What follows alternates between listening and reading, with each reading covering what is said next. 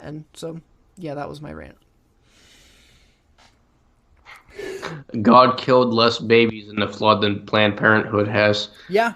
Yeah, I think that's a good Did point somebody too. It's say just that like in the thing? Yeah. yeah, Yeah, Mr. exactly. The Press same did. people. He also asked, "Is God for open borders?" Nope.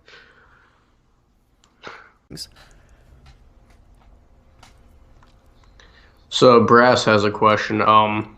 Serious question. We know of mental illnesses that make it harder for people to believe in God, such as autism. Why would a loving God make people with those? Does he? I don't think God makes people with autism. We would probably say that's the result of the fall or something like that.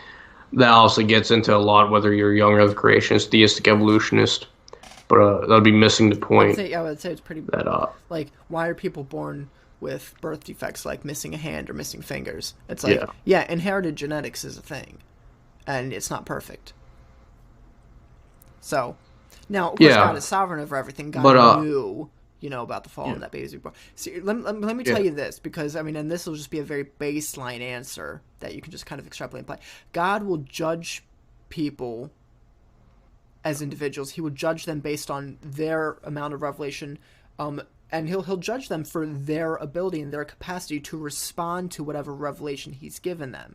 And so if there's somebody who has a harder time, say, responding to a particular kind of revelation, God will judge them based on that. They will be judged on an individual standard.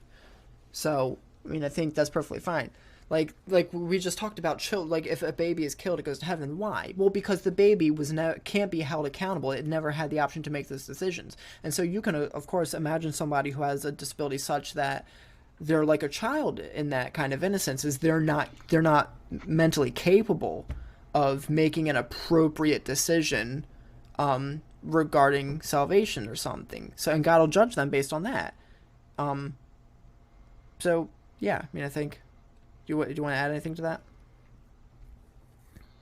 no, that's exactly where I was going to go as well. If you get into like wiser, specifically autism and stuff, I don't know. Like with the problem of evil, obviously the most difficult stuff is going to be when people give you specific examples, and it's just like, well, I can't necessarily think of a specific morally sufficient reason for why that has happened because I don't know the future. Now, perhaps I can go use a past example of this person had autism or something, but they ended up like, what's the movie? A Beautiful Mind. I think the dude ended up having schizophrenia or something, but he ended up becoming one of the best, not one of the best scientists, but a great scientist, I think. And I forget the movie, but basically, this is an example of someone having.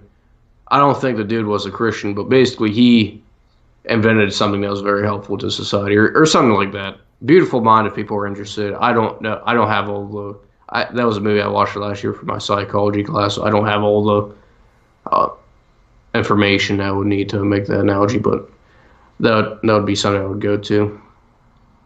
Uh, then again, from Brass, how do you deal with Leviticus 25:44 through 46, which distinguishes free and chattel slavery? Yeah, I think there are distinctions. I think for non-Israelites, but at the same time, though, keep in mind that Gentiles could become Israelites. We see this in the book of Judges and other examples. What did he ask? And Can you repeat the question? uh, do you know Leviticus 25, 44, I just 44 finished through reading 46? Leviticus, but no, I won't be able to just recall it right That's to my brain. I can look it up if you want me to. basically, this is like the number one slavery text to try and argue, oh, look, slaves could be kept for life and so on. I would just go to some of the main points I would make that, again, you could become an Israelite, but if not, you're trying to fix your debt here. And yes, if you don't pay off your debt, you're going to be in that situation for life. Now, I don't know on top of my head if the year of Jubilee accounts. I know, obviously, with the year of Jubilee, it accounts for all Israelites, and they go free also every 7 years for the Israelite slaves. But if you have a debt back in this time and you can't pay it off, obviously, you're going to get food, shelter, hospitality, because that's how they're supposed to treat their slaves. I would say it's more of a servitude, something like that, based on the context and so on. What's the verse? And I would also say Chapter 25, right? Leviticus 25, 40, yeah, 43, 44 through 46. But and then what else do I add? Oh yeah, I would also say they had the option of leaving because if you return a runaway slave, you're being put to death. So that also is within the border, borders borders of Israel. So yeah, I would say that people will come at this verse in its own isolation. That's how you have many exegetical problems and so on, and why you have so many objections to the Old Testament. But I would say when you take in all these proof texts, yes, obviously there's a distinction between non-Israelite slaves, or I keep using the word slave. I don't think it's appropriate. Obviously, it's slave translated in the English translations and sometimes servant. But based on how what is really being described of these people, and I would say you have someone who needs to pay off a debt, and they go to this person's house. They get food, shelter. John MacArthur explains this pretty well. I have a video on my channel. It's like 8 minutes long or something like that. It was from the Ben Shapiro Sunday special. But yeah, all those points. And then people say, well, why don't the Ten Commandments condemn rape and slavery and so on? I would say under the one commandment that says thou shalt not covet, rape and slavery falls under there because it's unjustified lust.